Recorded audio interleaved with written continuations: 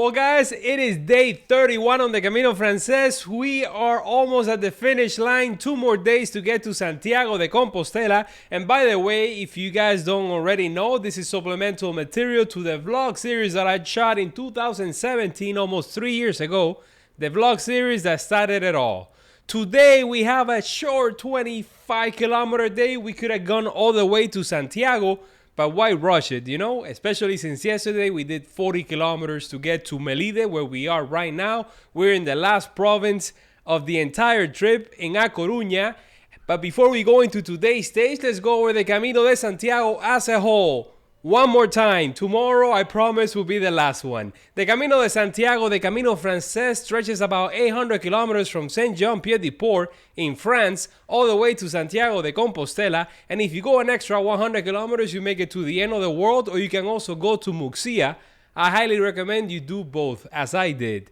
Now, as you make your way westbound across northern Spain, you're going to go through different autonomous regions and provinces, and we start with Navarra, followed by La Rioja, and then we enter Castilla y León. Castilla y León is so massive that we go through 3 different provinces, and those are Burgos, followed by Palencia, and then León. After Castilla y León, we enter Galicia, where we are right now, and Galicia, you have Lugo, followed by A Coruña. Now here's today's stage. We're going to break it down with the help of the elevation profile. 24.8 kilometers, 25 you might say. And it's going to be pretty much flat. Don't worry about this.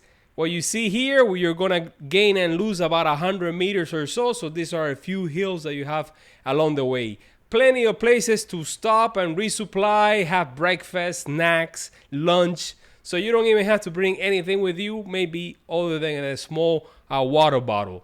It's going to be a rainy day. It's going to drizzle every now and then. But we have places to escape from the rain in today's stage.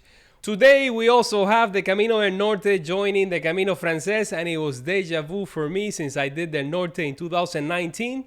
So now you'll be able to follow either one once we get to Arzúa.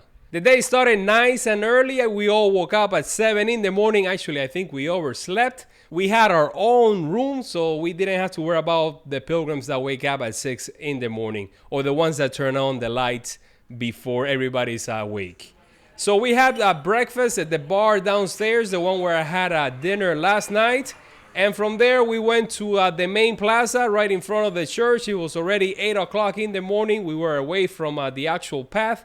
But not to worry, as we rejoined it here before getting to the cemetery, the Castello Cemetery at 8 o'clock in the morning. We have 13.6 kilometers to Arzúa, and it's going to be a nice walk through small patches of forest, kind of like what we had yesterday, crisscrossing the main road, walking on backcountry roads at some point, and we have a few highlights along the way. 8:06 in the morning when we left the road behind, and here you have a Cruzeiro, and you also have Iglesia de Santa Maria de Melide. As you make your way past a few horreos, you also have a lavadero on this side, on your right hand side. These are very eye-catching. I guess you could drink water from there if you have a water filter. But you know, you don't have to worry about that. We got plenty of water fountains and bars along the way. Plenty of horreos in today's stage. You also have a small well in this private property as you make your way through the countryside. Like I said, flat terrain, so don't worry about the elevation profile. You get to a split on the road, 8:20 in the morning for me. You could have gone left or right. Right is the official Camino, the one that I decided to take. But if you look at it from up here, you can see that the left variant pretty much just stays away from the road, from this little section of the road, and it also takes you to this small town. A few of the towns along the way want to bring the pilgrim in their direction in order to stimulate their economy, so you have to keep a lookout for the signs that they write on the street. So if you want to stick to the original path, to the official path, just follow the stone markers or the GPS tracks. 8:26 in the morning when we made our way over a small river, Poza de Raido. They have a small footpath here that goes over the river, very eye-catching. I got to get a couple of shots here as I made my way over it. We're walking through the forest, so great day all around. And then finally you make it to the main road for just a little bit of a stretch, about a block or so, before leaving it behind once again. It was 8:45 by the time I got to Oasis del Camino. These are the small little food truck, you might say, or stands that you see along the way. Some of them are by donations, and other ones like this one, you can actually just purchase a snack or something to drink. But we continue on walking, and at 8:50 we got to where the two caminos join again. The variant that went left rejoins it right away in this intersection, as we make our way through the forest to the next town, and that is Peroxa, where you have a few albergues in this tiny little village before you make it to the next one, which has a few more options for you. You have also albergues, you have a bar. It was 9 o'clock in the morning, and here you have Iglesia de Santiago de Bonete right next to the main road, where we went in and got a stamp. Actually, they had a sign there that says stamp, go get one. Remember that you have to get at least 2 stamps along the way the minute you get to the last 100 kilometers. They want to make sure that you're walking all the stages, so just get at least 2 stamps. I got to fly the drone here as I made my way out of the town, and I also got to walk by the 44-kilometer marker on the road to Santiago de Compostela. We're already at the 25% of today's stage, and it's very early in the morning. That's why we kind of left a little bit late before going under this underpass with some graffiti, the fortune cookies as I used to call them. And then we're back out again into the forest, the countryside. Here you have another split, which kind of like you see, it takes you through a backcountry road instead of following the main one that takes you through this town. So if you don't need to resupply it, and if you just want to stay away from it all, you can go in that direction. That is the beauty of having the GPS tracks on your phone with you at all times. So the next town is Fraga Alta, and in this one you have another albergue with a bar where you can stop and get a mid-morning snack. It was too early for us, so we decided to continue on walking. But here we did get to pick a small pebble or a rock. It's kind of like what you do in the Cruz de Fierro when you're in Foncebadón. So here you get a small pebble and you take it to Alto de Gozo tomorrow, where you can leave it by the monument that's there. So that's what we did. We left a donation for the rock that we took and continue on walking through this main backcountry road with very little traffic. In Outeiro is where the variant rejoins the Camino Frances. Once again, this is a small village with no pilgrim support, at least not at the time when I passed by. And then you make a left turn here, back out into the countryside once again. Village hopping, that's what you're doing in the last 100 kilometers of the Camino. And then over the main road once again on an overpass, back through the small patches of woods. And here I remember seeing a small well in someone's backyard. It didn't have a fence. I'm not sure if you can go in there or if you can even get water out of it, but it's a pretty cool spot to take pictures. Continue on walking to the next town, to Ribadiso, where I got there at 10:30 in the morning. Here they have a medieval bridge over the Rio Iso. They also have an albergue with a bar. This is where we decided to stop for our mid-morning snack, and I had some orange juice and a muffin. It was 10:37 in the morning. They have also a private pension.